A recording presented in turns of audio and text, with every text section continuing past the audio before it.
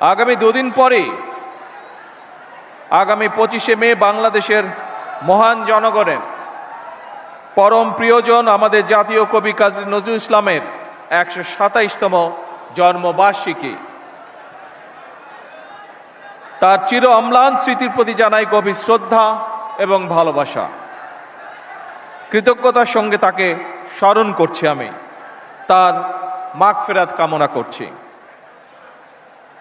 সম্মানিত সকল প্রিয় ভাই বোনেরা, 2006 সালের পর থেকে জাতীয় কবির অমর স্মৃতি বিজড়িত ত্রিশালে জাতীয় পর্যায়ে নজরুল জয়ন্তী উদযাপন হয়নি। প্রায় 2 দশক পর আজ পুনরায় রাষ্ট্রীয়ভাবে জাতীয় কবির জন্ম জয়ন্তী আয়োজন করতে পেরে সরকার গৌরব বোধ করছে। এই অনুষ্ঠানে অনেকেই হয়তো, যারা মুরব্বী আছেন, অনেকে হয়তো একটি নামের সাথে পরিচিত। আমি এইরকম একজন মানুষকে গভীর কৃতজ্ঞতায় স্মরণ করতে চাই। তিনি ছিলেন মরহুম দারোগা রফিজুল্লাহ। এই মানুষটি 2014 সালে কবি নজরুল ইসলামকে ত্রিশালের কাজীর শিমলা গ্রামে নিজ বাড়িতে এনে আশ্রয় দিয়েছিলেন। উপস্থিত সুধীবৃন্দ, আমাদের জাতির শ্রেষ্ঠ সন্তানদের যদি আমরা গভীর শ্রদ্ধায় স্মরণ কিংবা বরণ করতে না পারি, এটি তাদের নয় বরং জাতি হিসাবে আমাদেরই দৈন্যতা প্রকাশ পায়। এ প্রজন্মের অনেকেই হয়তো জানেন না, এই প্রজন্মের অনেকেই হয়তো জানেন না 1976 সালের ঢাকার সরোয়ার্দী উদ্যানে জাতীয় কবির নামাজে জানাজার পর কবির লাশবাহী খাটিয়া যারা কাঁধে করে বহন করেছিলেন, তাদের মধ্যে অন্যতম ছিলেন শহীদ রাষ্ট্রপতি জিয়াউর রহমান। 1979 সালের 25শে মে জাতীয় কবির জন্ম জয়ন্তী উপলক্ষে ঢাকার ফার্মগেট থেকে ঢাকা বিশ্ববিদ্যালয় কবির মাজার পর্যন্ত অনুষ্ঠিত একটি র্যালিতেও অংশ নিয়েছিলেন শহীদ রাষ্ট্রপতি জিয়াউর রহমান। প্রিয় উপস্থিতিবৃন্দ, ত্রিশালে জাতীয় কাজী নজরুল ইসলাম বিশ্ববিদ্যালয় প্রতিষ্ঠা করেছিলেন দেশনেত্রী বেগম খালেদা জিয়া। এভাবে জাতির কবির প্রতি সর্বোচ্চ শ্রদ্ধা এবং সম্মান প্রদর্শনের মাধ্যমে প্রমাণিত হয়েছে, কাউকে সম্মান জানালে নিজের সম্মান নষ্ট হয় না, বরং বিনয় মানুষকে মহিমান্বিত করে। আমি মনে করি এইসব কালজয়ী আদর্শ থেকে দূরে চলে যাওয়ার কারণেই বর্তমানে আমাদের সমাজে মূল্যবোধের অবক্ষয় দৃশ্যমান। সম্মানিত সুধীবৃন্দ, আমাদের জাতীয় ইতিহাসে অবিস্মরণীয় নাম কাজী নজরুল ইসলাম। পরাধীন, পর্যুদস্ত, পরাভূত জাতির ভাগ্য আকাশে তার আবির্ভাব ছিল আলোকবর্তিকার মতন। আমাদের আশা, আকাঙ্ক্ষা, স্বপ্ন, সংগ্রাম, সাহিত্য, সংস্কৃতি, ইতিহাস, ঐতিহ্য তার রচনার মধ্যে মহিমাময় সৌন্দর্য নিয়ে বাক্সময় রয়েছে। বিপ্লব, বিদ্রোহ কিংবা রণসঙ্গীত, ইসলামী তাহবিজ, তমুদ্দন কিংবা ইসলামী মূল্যবোধের গান, অথবা ভজন, কীর্তন কিংবা শ্যামা সঙ্গীত, প্রেম প্রকৃতি কিংবা মানবিক মূল্যবোধ, কৈশোরের আনন্দ কিংবা যৌবনের উন্মাদনা, প্রতিটি ক্ষেত্রেই নজরুল ইসলাম আমাদের শুদ্ধ প্রকাশ। কাজী নজরুল ইসলাম মানেই বাংলা সাহিত্যে এক নতুন ভোরের উদয়, বাংলা সাহিত্যের এক নতুন রুচির বিপ্লব। তিনিই কবিতায় এনেছেন যুদ্ধের গর্জন, কণ্ঠে তুলে নিয়েছেন রাষ্ট্রীয় এবং আত্মিক স্বাধীনতার বজ্র নিদাত। তিনি ছিলেন নারী অধিকারী,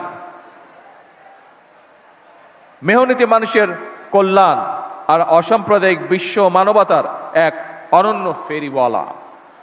এই মহাকবি বাংলাদেশের অবমান কালের সংস্কৃতির চিরযৌবনের প্রতীক। আমাদের হৃদয় জাগরুক হয়ে আছেন, ইনশাল্লাহ থাকবেন।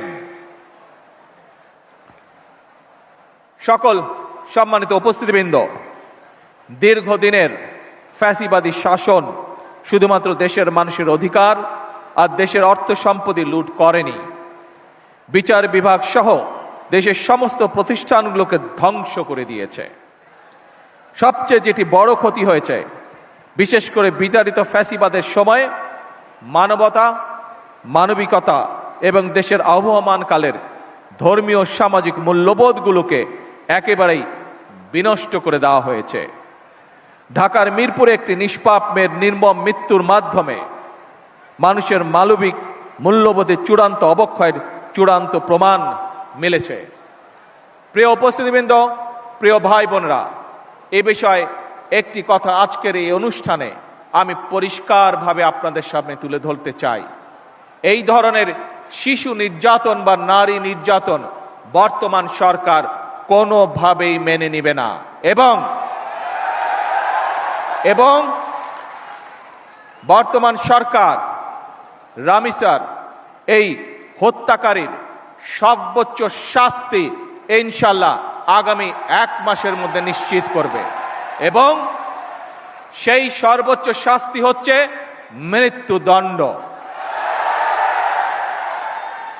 যাতে করে ভবিষ্যতে আর কোনো ব্যক্তি মানুষ এইভাবে শিশু বা নারী নির্যাতন করার সাহস না পায়।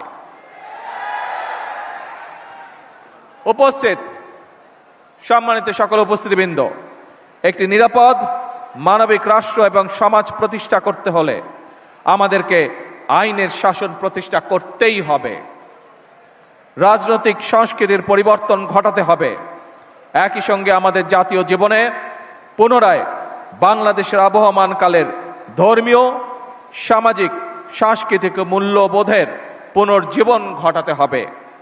এক্ষেত্রেও কবি কাজী নজরুল ইসলামের জীবন এবং কর্ম আমাদের জন্য প্রাসঙ্গিক। সম্মানিত সুধীবৃন্দ, কবি নজরুলের জীবন এবং কর্ম বিশ্ব সাহিত্য দরবারে আরো বেশি ছড়িয়ে দেওয়া প্রয়োজন। তার জীবনবোধ, তার জীবন দর্শন প্রজন্মের পর প্রজন্ম পৌঁছে দিতে হবে। এরই অংশ হিসাবে আমাদের জাতীয় কবির স্মৃতি বিজড়িত ত্রিশালকে নজরুল সিটি হিসাবে ঘোষণা করা যায় কিনা এর ব্যাপারে সম্ভাব্যতা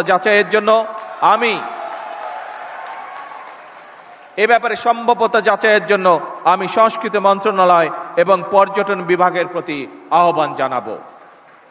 উপস্থিত সুধীবৃন্দ, উপস্থিত ভাই বোনেরা, বাংলাদেশ ও কাজী নজরুল ইসলাম এক অবিভাজ্য সত্তা।